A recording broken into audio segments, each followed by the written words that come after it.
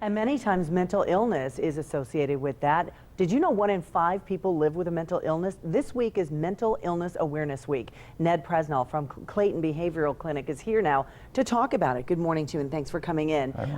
Never a bad time to talk about it. Can you describe, I guess, easily and quickly what mental illness is and why?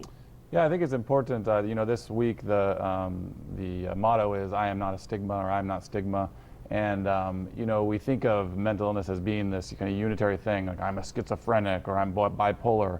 But the real push is to look at mental illness like any other illness.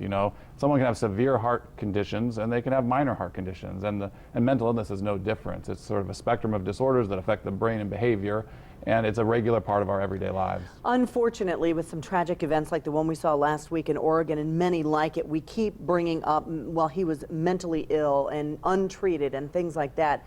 How can we bring that stigma out back into the limelight and talk about it as if it's just another conversation? Well, I think we just need to talk about it and be aware of it. In mental illness, symptoms usually are about 8 to 10 years before someone gets treatment. They start to manifest symptoms. And one of the reasons for that is we don't understand it, we don't intervene early enough. Yet all the research shows that the earlier you intervene, the less severe it becomes. Imagine if you started developing a heart condition and you waited 10 years to get any treatment. You're going to have a severe heart condition then. But if you got treatment, you might be able to live with it and function normally. How soon in a person's life does mental illness present?